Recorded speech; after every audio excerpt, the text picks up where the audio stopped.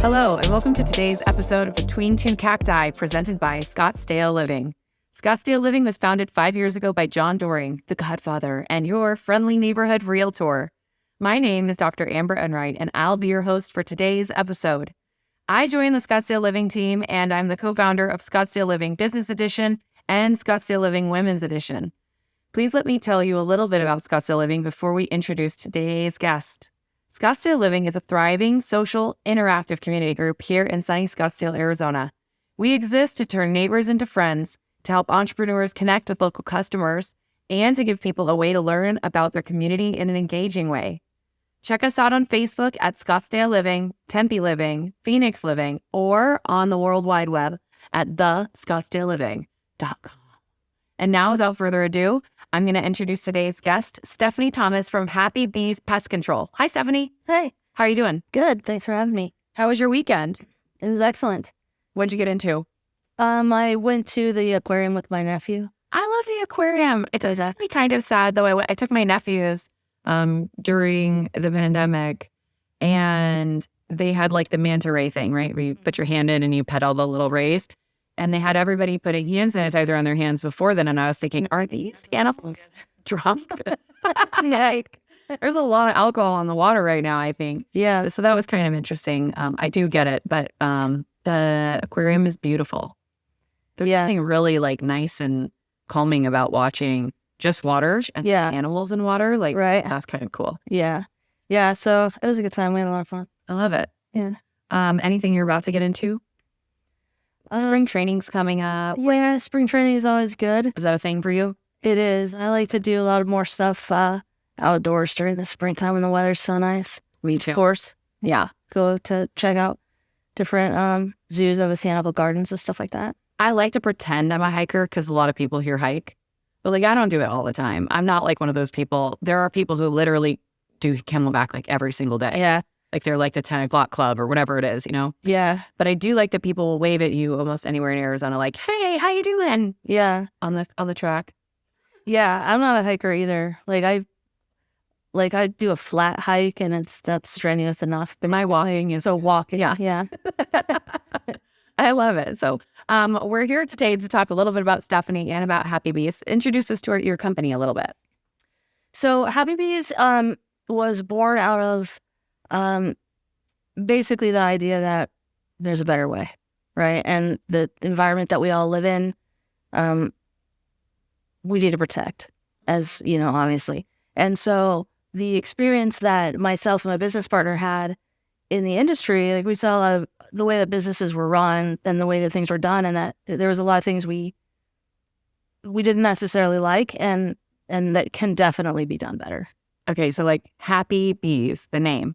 So is bees your primary, like, is it a huge portion of what your customer service is? Like when people see your name, are you like, you're not beekeeping? Right. We're not beekeepers. And so actually the Happy Bees name, it basically is because we are pollinator friendly, because we protect bees. So we actually don't do bee service. We're not beekeepers. We don't have that specialized kind of knowledge. But we really appreciate it when people contact us when they have bee problems, because we will send them to a beekeeper that will come out and safely remove the bees and relocate them so that they're not being exterminated. So let's talk a little bit about bees, because I love bees. And I think a lot of people are really scared of bees. I mean, you see a bee and some people, they are literally like waving their arms and doing like the bee dance, and like it's because you have a Coca-Cola in front of you and like they're attracted to the sugar, right? Or like I'm wearing a purple shirt and my hair is red, like that happens. The bee likes me. And so what is so special about bees, and why, I think some people know, but other people don't. Like, what's so special about bees? Well, okay, so bees and all pollinators, which a lot of different types of insects and even mammals are pollinators.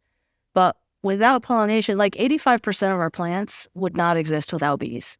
And Arizona is huge for agriculture. Yeah. We have a massive agriculture hub here in Arizona. And no, it's not right like in the middle of Phoenix, but there is actually a lot of agriculture in Phoenix as well. Like, there's indoor agriculture as well. So pollinators are so incredibly important But we don't really always realize the impact to like our local economy, but not that like the food on your plate is stimulated by pollination. And even people that are like, like, well, I'm not a vegetarian or whatever. Well, the animals you eat are. That's so. Oh wow, yeah. Touche. So yeah, so it's like they're very important. So I think at least a third of our food supply is impacted by bees.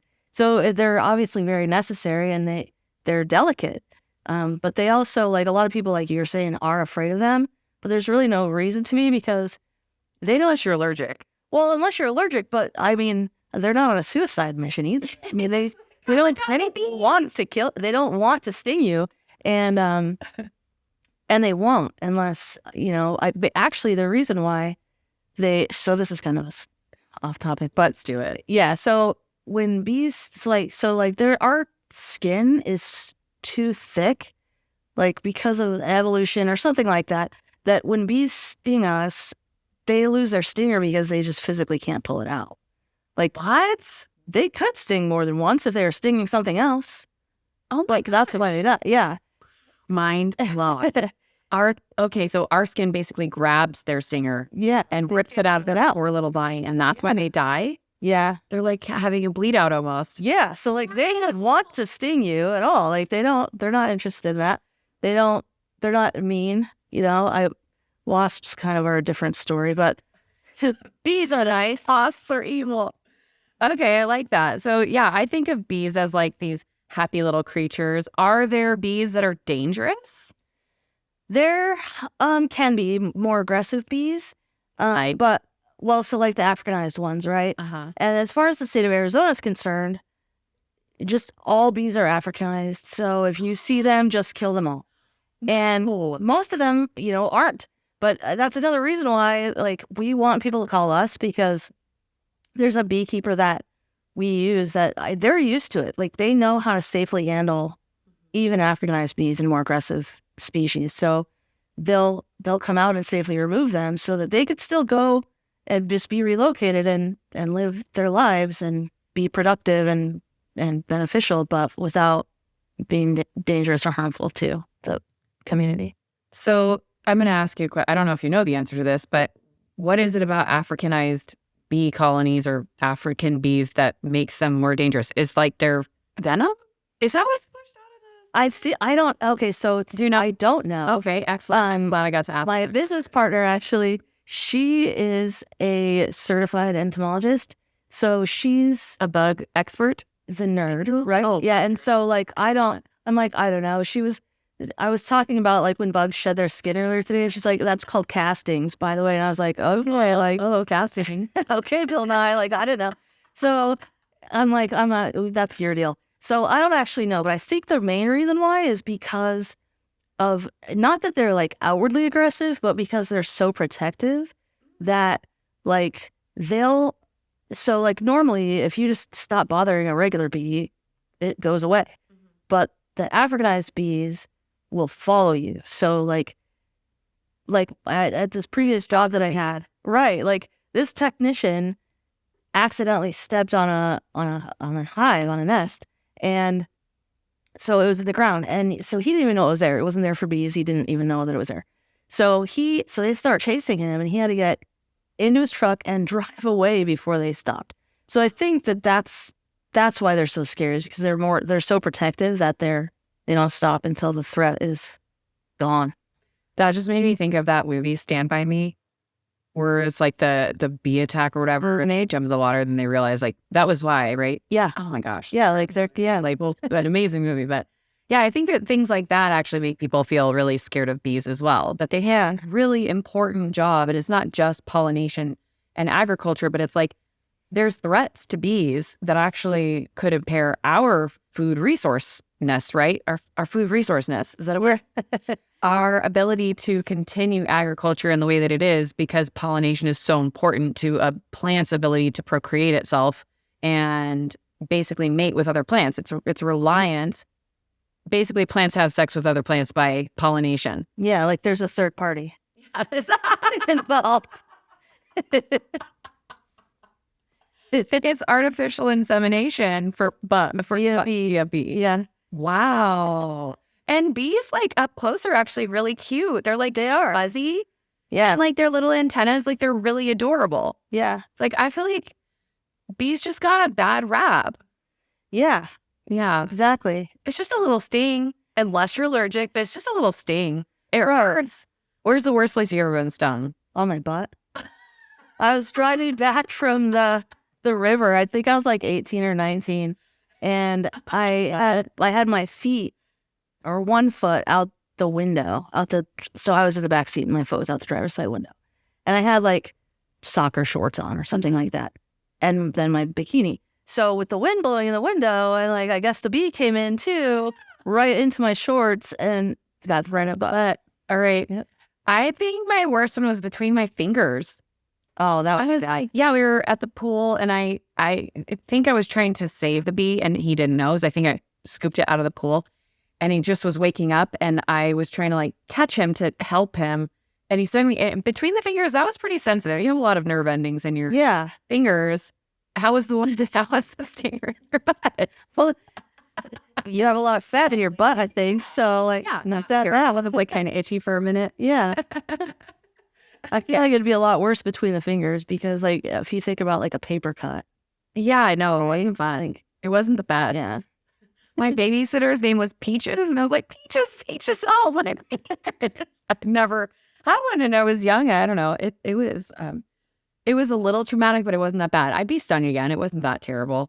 I was bought. I don't care. Like they land on me or whatever. Like I'm not afraid of them at all now. Yeah. Because I know so much more about their behavior. Like I know they're not going to sting me unless it's basically an accident. I don't like them flying around my face, but I don't even mind if they're like around my hair or like around me. I feel like the more still I say, the less bothersome I am to them. So they're just going to fly away after. Yeah, they'll figure out that we don't have any nectar or whatever. Yeah, I might smell like roses, but this is not the real thing. Right. Scottsdale is a fake rose. Yeah, right. Even these flowers right here in the middle, they're fake. Fake flowers. All right. Yeah. So it's cool to talk about bees. And I love that you have a beekeeper that you guys can basically cultivate these bees. And then what do? They are not really keeping the bees, but they like send them to places where they keep. Yeah, they adopt the bees. Yeah, they keep the bee. They're beekeepers, so they have like a like an urban farm. Oh, and they make honey and stuff. Like I don't actually. So this is like bee recycling. Yeah. I just reached out to her and said, "Hey, we don't know anything about bees really. So, but we don't want to kill them. Yeah. So, just do you do that?" And so we can definitely refer out. So let's talk about other bugs on Scottsdale Living, which is a Facebook page person primarily. It's a group. We sometimes get the weirdest, like, it's not weird. I mean, people are like, what is this bug? And in Arizona, we do have a lot of like strange, creepy crawlies. We have millipedes and centipedes. We have scorpions. We have fire ants, all the kinds of ants. We have snakes. We have lizards. We have everything that grows and crawls outside. We've got it here. Vinegaroons are like kind of a really weird looking bug. They're like, almost look like a crustacean. Like, you know, they got big claw things and a big body and they're really dark, but they're also flat like a cockroach kind of like on the back end. So what's kind of like the weirdest bug that you could think of and can you describe it for us? The weirdest bug I feel like is like the weirdest looking, I guess, is probably the camel spider, which is camel spider? The camel spider, yeah. Okay. It's part camel, part spider. That's just the name of it. So it's humpy. I don't even know why it's called that. Camel's terrible. Like it. Camel name is terrible. It has nothing to do with camels. Yeah, they're just weird looking. What do they look like? I'm looking it up right now. Oh, yes, I've seen these on the page. Okay, so it has like a butt crack for a top of its head with a little eye in the middle, and then it has little pincers on the front, so it like kind of shapes like an arrow. Yeah. It's orange and like almost a little bit see-through. The back of it looks kind of tarantula-like, but it has a really big body on the back. It actually has 10 legs. I don't know. That's so weird. Why would it have 10 legs? I don't like it. Yeah, it's very strange. It's in the same class of arachnida, known as camel spiders. They're wind scorpion, sun spiders, and the last one I can't name, but that's the class of animal that it's in. That makes sense because it is like a little exoskeleton looking, almost like it could be a scorpion, except the butt didn't grow long enough. Right. And it doesn't really, it looks like it wants to use its tail as a stinger, but it effectively may not. The claws of this thing are impressive. Yeah. Melinda's going to lose it. She's like, I described it so incorrectly. Yeah. It's right. Like, It's just an ugly guy. That. Yeah. And it's like, we have them here, and people post like on the Scottsdale Living, they post, well, all kinds of different bugs. But the funniest thing is, like, so people always say, like, what kind of bug is this? And what's a spider of any kind? Inevitably, the answers are going to be brown recluse, Yeah. wolf spider.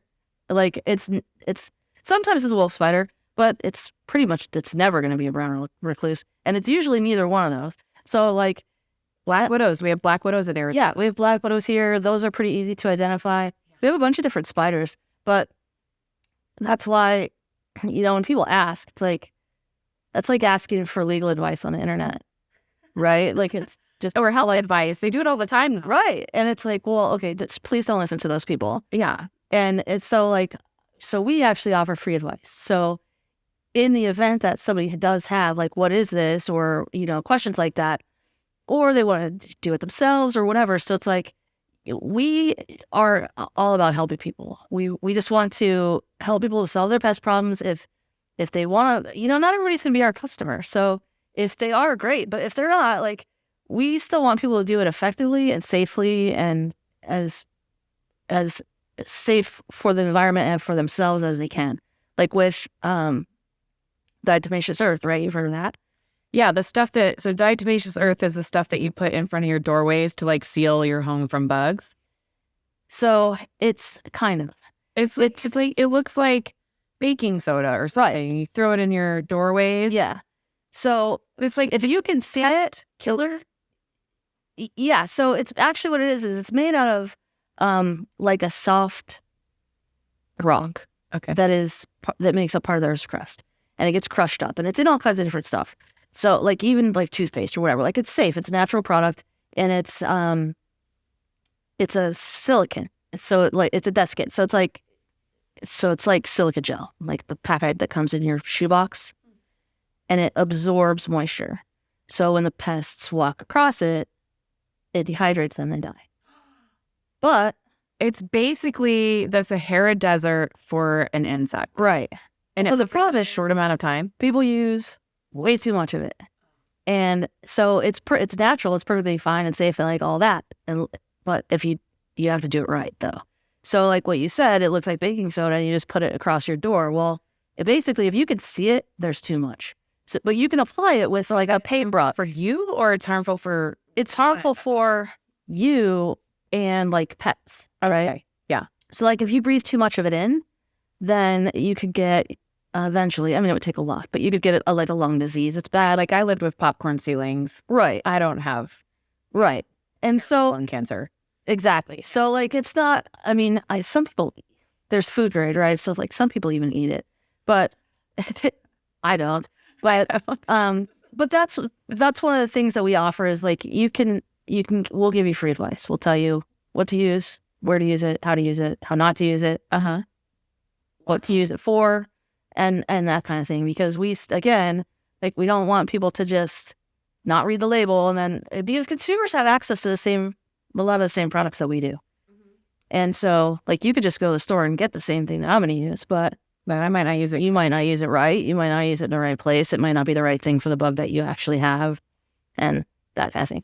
So I like that you guys are environmentally friendly. I think that that's a huge differentiator. It's not just about the bees, but you're about protecting the environment while you use pesticides. Because is it a pesticide then? Yeah. So is the goal to kill the bug, or is it to relocate the bug, or to remove bugs from an area? It probably depends on what the pest is. Yeah. So our approach, we're kind of trying to like break the way that it's been done all along, and which any good company that's forward thinking should. Right. So I applaud you guys for doing that, because, and also times are changing, and young people care a lot more about the environment than I ever did growing up. I had one friend that about it. Yeah, I didn't either. I didn't know we were like running out of every resource and like how important bees were. Oh my gosh, I literally didn't know that. Everything, most things that are living, I think, have a really important purpose. So tell us a little bit more about that, about your environmental impact and about that drive to change what pest control is. Yeah. So ultimately the goal, right, is to solve whatever the problem is. So whether it be ants or roaches or whatever bug like spider, whatever you might have, right? We want to solve the problem, but our approach is that we start out with whatever the least invasive or impactful, right? Okay. So if, for example, we recognize that the reason you're getting bugs in your laundry room is because there's a 3-inch gap at the bottom of your door, right, that leads to the outside, close it. Probably should put a door sweep on that. Mm-hmm. And if that sells for uncle, and we have to put a drop of pesticides down. Mm-hmm.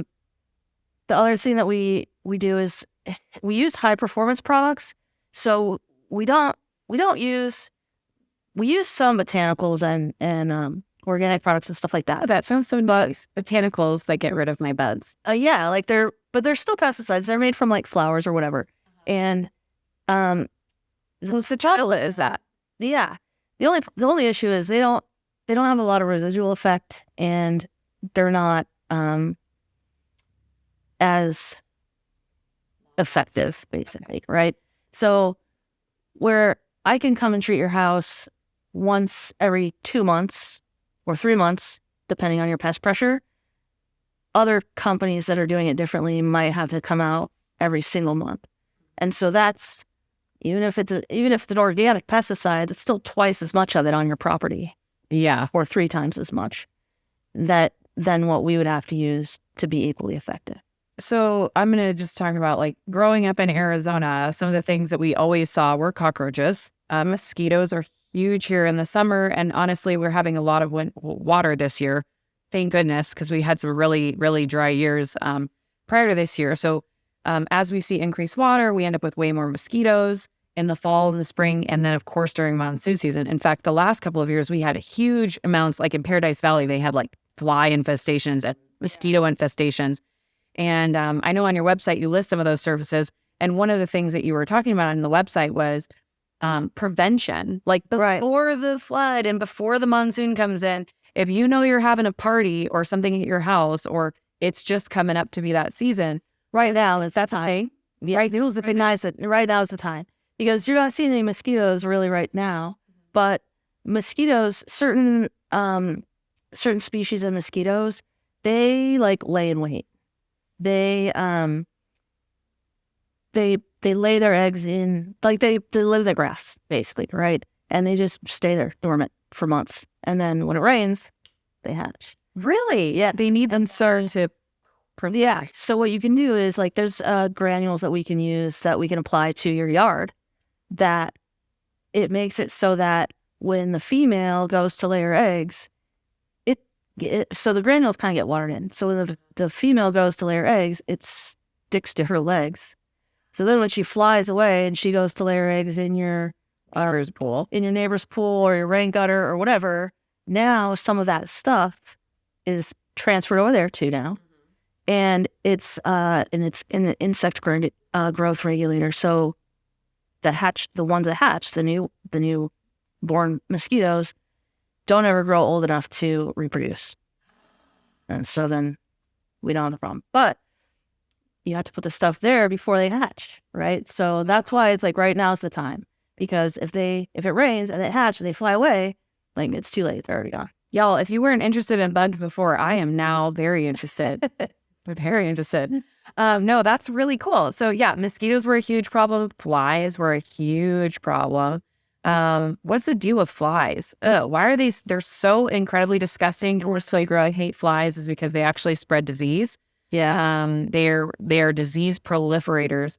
And I know that other bugs are as well. But people don't think about, like, where does this come from? What kind of germs is this bug touching? Why is it so bad for it to be in my house? I think of cockroaches as that. I think of flies as that. So what are some situations where you're like, people need to be aware that this is, like, are all these bugs coming up from my drains? Like, what's going on? Okay, so with the roaches, sometimes the roaches I don't want to scare people. Sometimes roaches do come out. Arizona, we had cockroaches in the house until we changed all of our tile. I don't know what that had to do with it. I grew up in St. Pete, and same. Yeah, and when people leave Arizona, you cover your toilets, you cover your drains in your sink and your shower when you leave, because if you're in an area that's not brand new construction, they're probably in your area. They're there anyway. They're there because a lot of when people see them inside their home, the roaches are called occasional invader. Like, they prefer to be outside their food sources out there, like me. But when they come in, it's so the county vector control treats the sewers.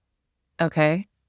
Treats the sewers for roaches. So then the roaches leave the sewers, and they do that by coming up the drain. They're just trying to escape to save their own little lives from eviction. All right. Yeah. And then a lot of times, like, people will find like scorpions in the tub. Yes. They don't come up the drain though. They climb, like, however they got into the house, they fall into the tub and then they can't climb out. Yeah, I found one at a patient of mine's house, and it was a tiny one. Of course, I took care of that for her because she was an older woman, and I'm like, this would scare the death out of her if I literally even told her she's terrified of bugs. I'm just going to take care of this little guy. But yeah, it's a fascinating. I'm not afraid of bugs. I grew up with 4 brothers. It was like, it was daring each other. We had like a jumping tarantula on our wall one time when we came home. And well, that's what he said. I don't know if it was or not. I don't know. Apparently they can like do some actual like vertical footage if that's. I've never heard of that. Yeah, like a jumping tarantula. Because tarantulas are big in Arizona. They come up when it's like flood season and when it's summer. But there was one on the wall, so we had to trap it under Tupperware and then slide a piece of paper underneath, and then we let it go in the alley because, well, we had alleys then.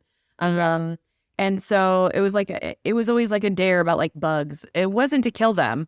Although I'm not proud to admit that I did pull roly-polies apart just because, I don't know, I was fascinated to see how much tension they could hold. See, I totally messed it up, but like, no, do that, like science experiment. But yeah, it's like some people are really definitely afraid of bugs and lizards and snakes and all that stuff. I think it was like my brother had a snake. You're going out catching lizards. It's kind of a weird, fun thing to do. Yeah. But like cockroaches and flies are a completely different thing.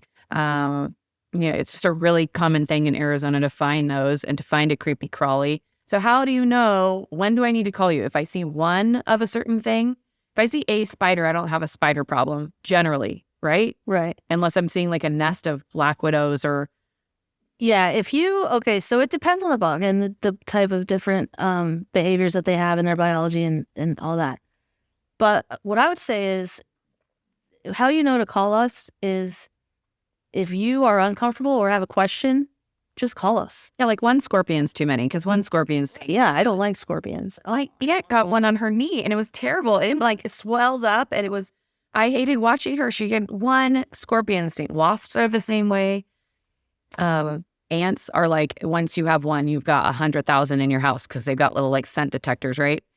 Yeah. Well, yeah. And another issue with ants is that people, again, I keep saying, like, just call us. Please just call us and ask. Because a lot of times I'll get out to somebody's house and I'll ask them, what have they done?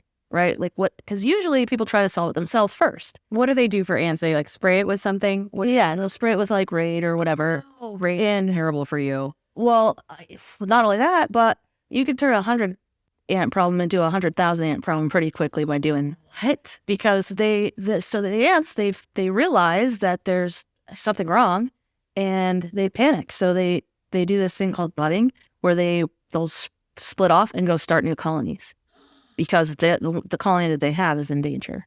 So they'll go start a whole bunch of new ones. Wow. And so now you need a lot. Well, either in your house or in your yard, or if they live underground. So it could be anywhere. Could be anywhere. But yeah, so like I said, if you have any questions at all, if you see a bug and you're uncomfortable, you want to do something about it, we would rather that you contact us. So even if you're going to do it yourself, like you don't have to do it alone. We'll tell you what to do. So my family used a pest control company growing up, and they came out once a month. And I always felt like when I went outside, I could like taste or smell something it was like weird. It was like in the air. So Is that something that also, like, is that something that you educate people on? Like, is there a time after people spray that they shouldn't be outside? What's the norm for your company? And then is there any difference between most pest control companies and the stuff that you're using that makes it more friendly for me too? We always say to keep pets indoors until it dries. The stuff that we use doesn't have a strong smell like that, but still there are still products on the market that do. The difference between us versus another company, for example, like one of my brothers uses another company, which is fine because, well, he's pretty he has a pretty low pest tolerance. Okay. And so nice for your father. I feel like this guy, he can't, we all just hand him bugs all the time. He's jumping around, like. Yeah, well, I mean, so he uses another company and that's fine, right? But so he sent me one of his service reports, and that company uses the same product that I would at his house. But his service report showed that they used 15 gallons. And he doesn't have a big house. I mean, it's an average size house, right? So it painted the walls, basically. Right. Like, I would struggle to use 15 gallons. I would struggle to use 2 gallons at his place. Paint a room. Right. And so some companies do power spray. We don't. We use as little as we need to, right? And so, like, that blows my mind. 15 gallons. Yeah. Well, how many does he have in his truck? What, does this guy still bring a truck? Do you have a car? Companies have they have big tanks, big water tanks, 100-gallon tanks on their trucks. Okay. Which, I mean, we just use a backpack sprayer because we never need that much. We spray bugs where they live, I don't need to spray every inch of your property that a bug might ever potentially walk across. Because you pretty much, I mean, I want to be able to lay on the floor in the living room. Right. Without, where do you want bugs to not be? Yeah, the cracks, the bathrooms, the you don't want them inside. Yeah, by the trash. Right. Water. Yeah, like laundry room. I don't want bugs inside. I'd like them to be outside. Right. I like them to be outside. Right. So I don't need to spray your whole yard. Yeah. Right. I just need to spray, like, I need to make a barrier so that they can't get from your yard inside of your house. Right. And if they're the type of bug that lives in cracks and crevices, like, you can spray that. You can, like, scorpions live in the joints between block walls. They a lot of times like to live there. So we apply a pest dust into those joints. You can also seal those so that you don't have to use anything, really. I mean, they can't get out. So you guys do scorpion sealing? We do some stuff, yeah. Okay. And we do, like, a lot of different things that people wouldn't necessarily think of. Like, it sounds like you do a lot more prevention. Yeah, with other companies. We want to solve the problem, but again, like, it just goes back to, we have to live in this environment too. We don't want to put so much pesticides out there. Like, if you, do you have pets? I do. I have a dog named Kayla. She's a 55-pound Australian Shepherd. Nice. She has bi-eyes, one blue and one hazel, and she's like my pride and joy. She's 14. So, like, longevity for her is like, I want her to live to be 100 at least. So if we could just make that happen by keeping her healthy, that's a big deal to me. And, people with babies. Like, yeah, kids, right? Kids crawling around the floor and the carpet thinking about all the nasty chemicals that might be going into, like, they put everything in their mouths, and your dog. Yeah, like, they don't even treat inside the house. Wow. At all by default. Yeah. Because unless you have bugs inside the house, right? Why would you want pesticides in there? So what was the last call you had for bugs in the house that you were like, oh my gosh, this is silly. We could prevent this whole situation if you did X or understood this about bugs, so you can teach someone something?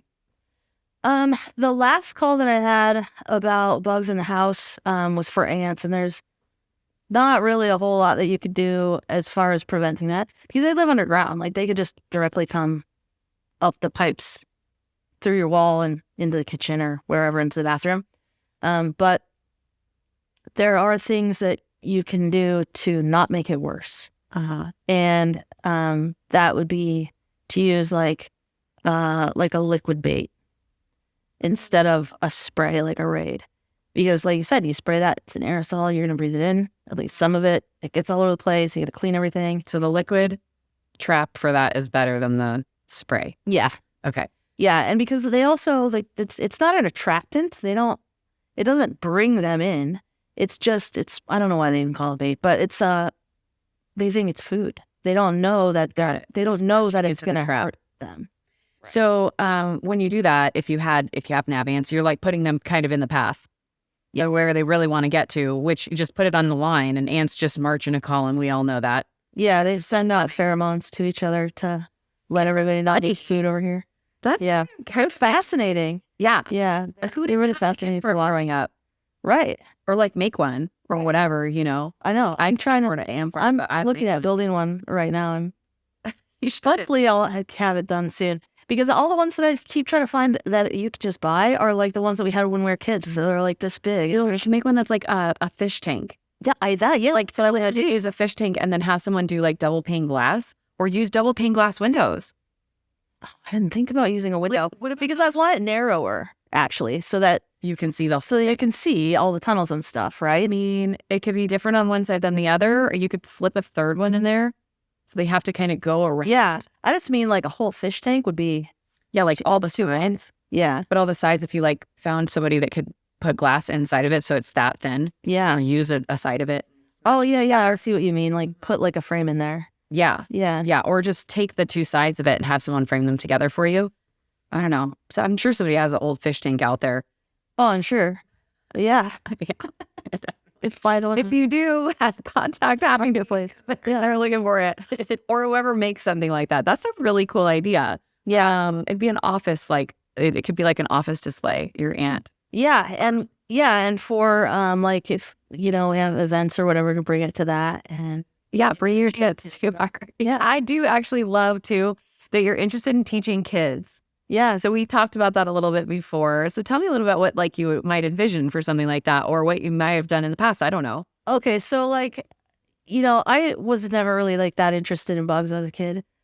I was more of like an imagination kid, right? But my little brother was the one that was like in the outfield, and he's like hunched down on the ground, like looking at bugs, like there goes the ball, right? And so much so, like my mom even like made up a bedtime story for him about I think it was like Jebediah the gentleman bug or something like that, like that followed him home from the baseball field or whatever. Anyway. So, like, I was never that kid that was, like, super interested in that kind of thing. But he was. So, like, he would always save the bugs anyways. But, like, I mean, I wasn't, like, pulling potato bugs apart. But, like, I don't mean, you should see your face. You're, like, judging people.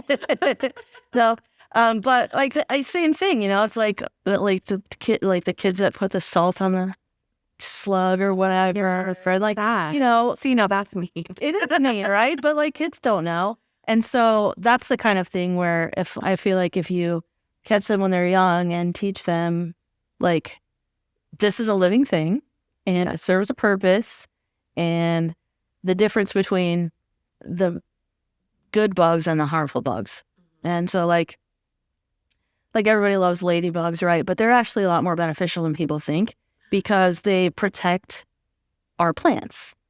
And so they're pollinators, but they also eat aphids, which aphids harm plants. Yeah, like they're all over the roses. Right. And then they ruin the rose, and you didn't even understand that like all those little white specks were the aphid stuff. Right. And aphids excrete this, like it's honeydew, basically, which attracts ants.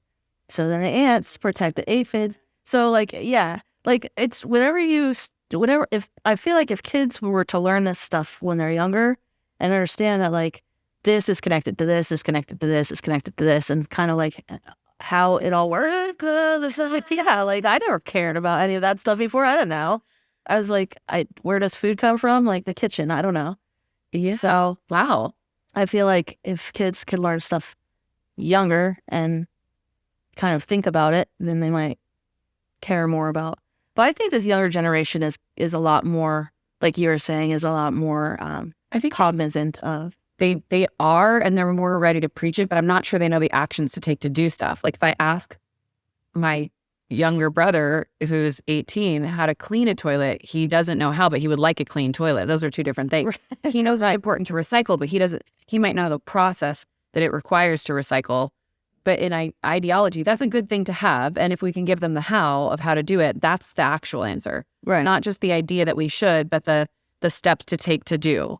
So I do like that part. And I do remember actually in school, when I was in elementary school in Southern Arizona, they had in kindergarten, we had someone come in with a giant boa constrictor that literally went around the room and went into our laps. And it was so cool to you didn't have to touch it, but it like you could.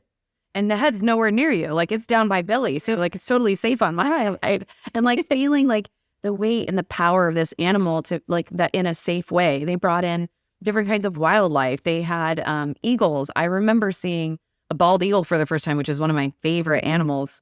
And I love all like cat species. Not that I'm a cat lover. I wouldn't want one in my house. But, it's just interesting that as you see and interact and get to understand, a ladybug, man, how cool does anybody feel when a ladybug lands on them? They're like, yeah, or dragonflies. Yeah. They're like magical to see. So you want to protect that and you want to know like, hey, they have a really important role. Even pests have an important role. Right. Right? Like they really do. Yeah. Yeah. And they all like, my favorite is actually praying mantis. I just like the way that they look. And there's like 2,400 different species. But they're like murder bugs, right? Kind of. They're like little quiet killers. They're cool though, because like, okay, so you think of a praying mantis, like the size of it, right? Like it's just a little dude. And they mostly eat like crickets and other like little bugs or whatever. They're carnivores, but they can, and they do eat larger prey, like lizards, even rodents and birds. Wow. And they're tiny and they'll eat big. They just take like good bits, or like they end up eating the whole thing. They eat a good bit of. They eat a good portion of it. Dang, yeah, I want to get gruesome, but like that's actually super impressive. Like we are probably one of those creatures that does that. And again, it's probably because we're carnivores, right? That we hunt prey that's bigger than us. Yeah. Like, if you believe in the first men like hunting, I was going to say manatees. That's not the word I was looking for. What are they called? The old elephant dinosaurs.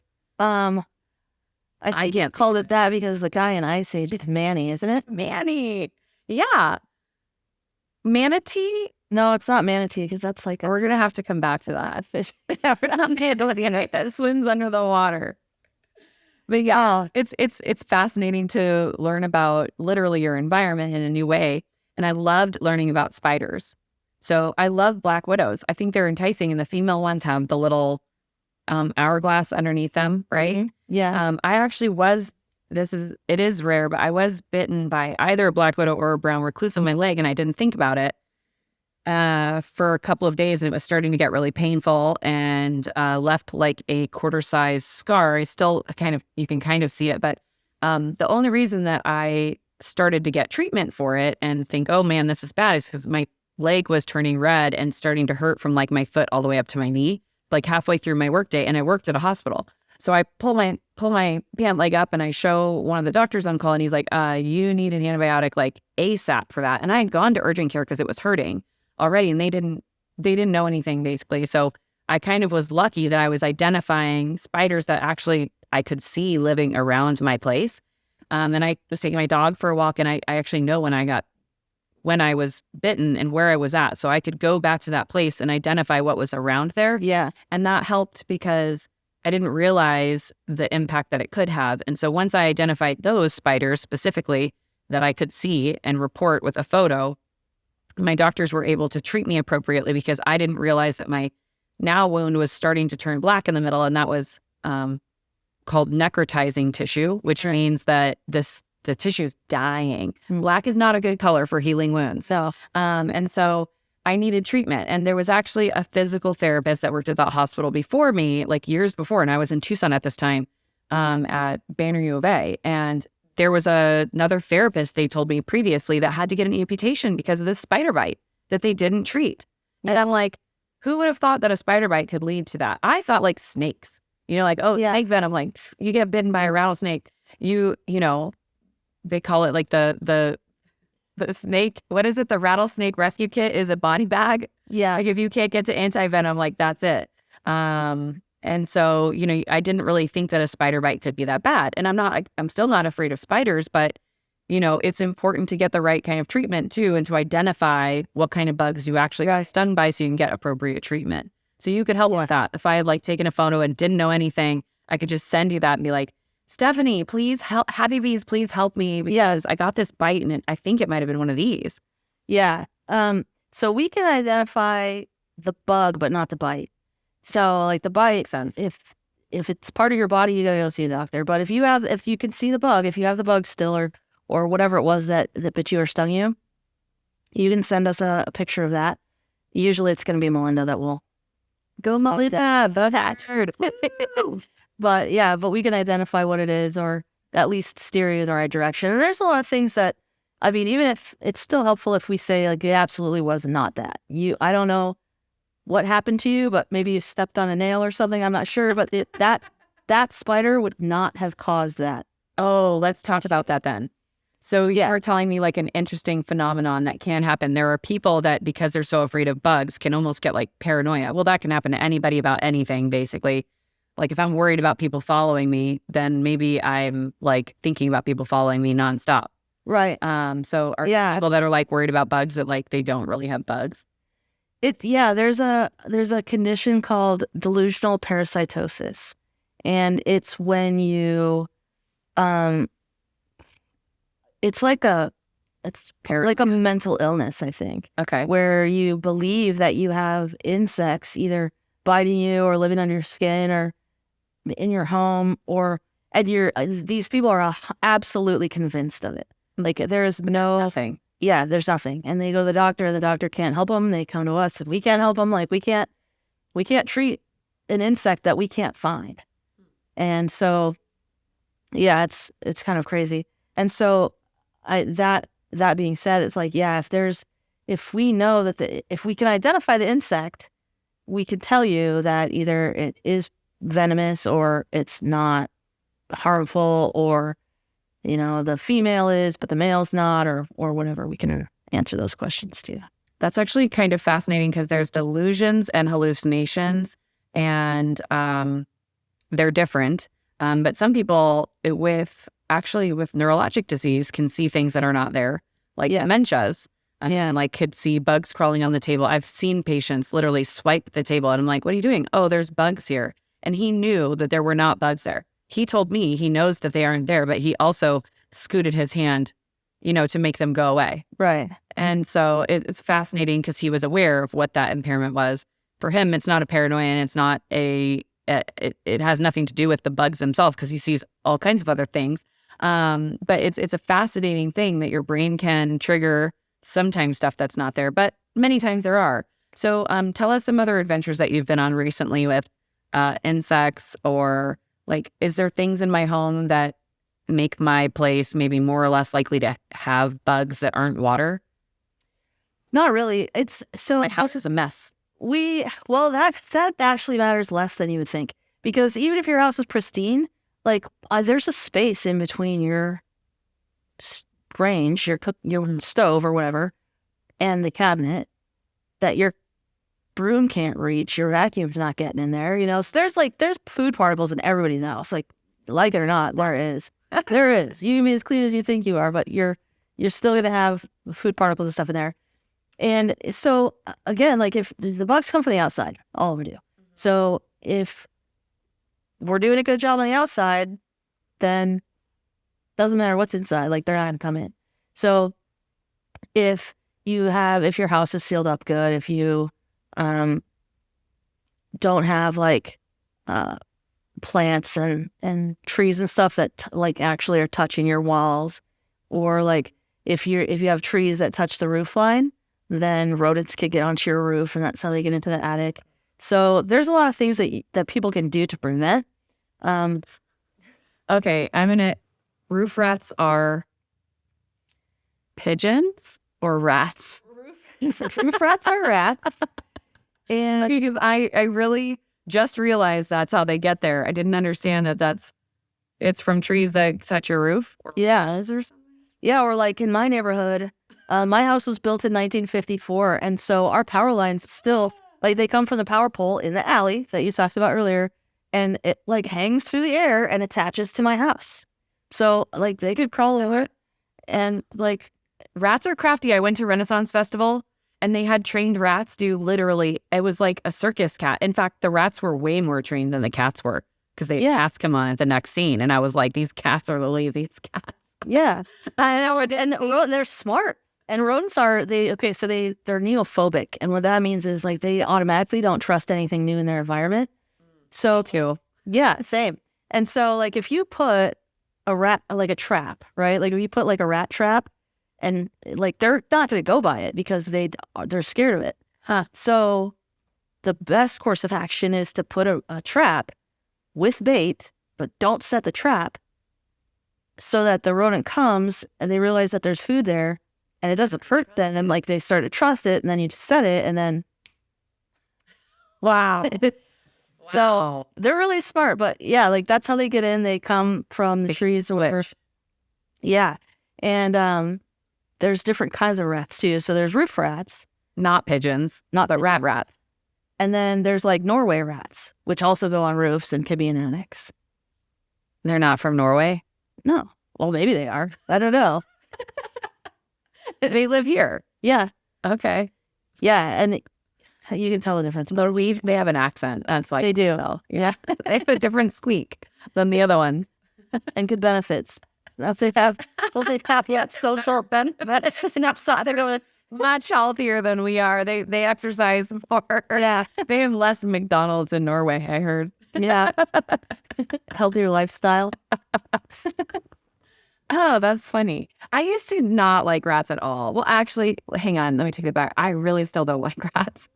And anything with a really long tail like that's not my favorite. Rodents, not my cup of tea. So I think I would understand the squeamish thing. My sister had a gerbil, and I also thought that was kind of strange. But I had a hamster. His name was Jaws. And he was so cool. And I thought that was amazing. So I guess who am I to say that somebody that has a pet rat, that's gross? But like, is there a bad thing about keeping like a pet that is a rodent that maybe attracts other rodents? If I have a pet rat, my brother had a pet rat whenever we were growing up. It was I don't know what kind of rat it was, but it was a white one, and its name was Sid Vicious, and it had red eyes. Oh, see? And ones that freak me out. Yeah, and like, I mean, I would hold it and it peed. Like, I can't imagine that that's at all good. Yeah. But from what I understand, like if you get a pet, like if you catch a rat and you keep it as a pet, that's probably not good. But if you like go get a pet rat from like a store or whatever, like they have like controlled breeding environments or whatever, so that they know that they're not diseased or whatever. Do they sterilize these animals, you think, before they come to you? I mean, like, sexually sterilize them, not like... Yeah, I guess not, because you know what? Actually, I know that they don't typically for rodents, because before I had a hamster, my mom had hamsters and they bred hamsters. Yeah. So they got those from the pet store. Actually, now to think about it, like there is such a thing as rodent birth control now, but this is a fairly recent development.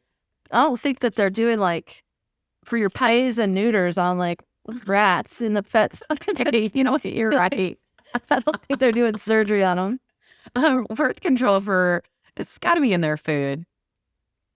I think it's delivered via a liquid.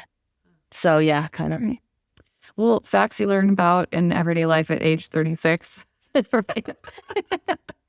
is why I need to teach the kids. Yeah, seriously. I think that is the best thing I really, really, really like about your company is you're pollinator friendly. I love that you're protecting the environment and you're forward thinking about these kids and their responsibility for the environment. And obviously, I think that they're too the biggest listeners to that message currently. Right. Like I'm already halfway through whatever I'm going to live through. And so maybe I don't feel that impact as much as they will. And so hopefully I am having an impact that lasts and is positively affecting, but who knows? Well, I do, but you don't. Yeah, I don't. But yeah, I love that. I really, really think it's special. Is there anything else that we should know about your either advice or how to find you guys or other special services that you offer? Well, we offer a variety of different things like stake fences. So if you live in an area, if you have a view fence, then we can we can make that so that it's safe for your pets to be outside, at least from snakes. right? If you have a small dog in Arizona, Yeah, still pretty well. yeah. I was just thinking, I'm like, wait, yeah. So we do things like that. We can seal up the block walls, like I was talking about earlier, and they're really, we offer the advice. Anything, we're really very interested in walking the walk, right? So like we have to use a lot of disposable gloves in our industry. And so we're looking for more sustainable options and just reach out to a company that makes biodegradable ones. And we're almost entirely paperless. Like we just really want to protect the environment as much as we can. And I feel like that is the thing that differentiates us the most is our approach to the whole thing is that like it's not we're still trying to effectively control pests in the home and the businesses. Like we offer commercial and residential pest control, but doing it in such a way that it does not just annihilate everything. Like if one hospital had that ambition, I mean, oh my gosh, can you imagine just one hospital trading in like regular gloves for biodegradable gloves? I can't imagine just the impact of that. I mean, any doctor's office that was doing that too, like that's really cool. I didn't even know that was a thing. Yeah, this company that I reached out to, it's just like the blue ones except they're green, and I think it said on their website that they're biodegradable within either. I feel like 30 was too short, but 90 days. It's really fast. Like they're super quickly biodegradable, but they make gloves that are good enough to use for chemical and for in medical industries or applications. Maybe so you could post on your Facebook is that so other people can see that from a link of that product that you're referencing.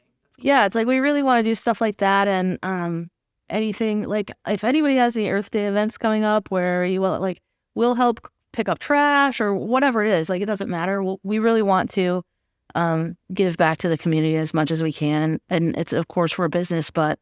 Or schools in the area want to have like maybe like do you go to schools and teach kids about? Yeah, we can bring a presentation. We can bring certain different kinds of bugs with us that kids can look at and love it and see and all that. The next event that we have coming up, we're actually going to be at the Rainbows Festival on April 1st and 2nd. It's at Heritage Square in Phoenix. Oh, love so that we'll be out there. We're going to have some giveaways and surprises we're going to have a drawing and I think some games, and we'll have some bugs there too, and just answer any questions and kind of introduce ourselves to the community.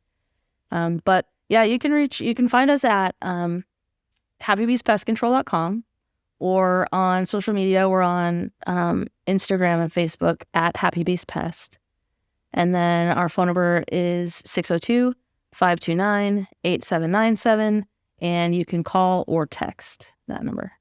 Thank you, Stephanie, for coming on, and Happy Bees Pest Control for teaching us so much today. I really liked having you on today's episode. Hopefully we can have you again in the future. Yeah. And thank you for listening in, everybody. This has been your episode of Between Two Cacti, presented by Scottsdale Living.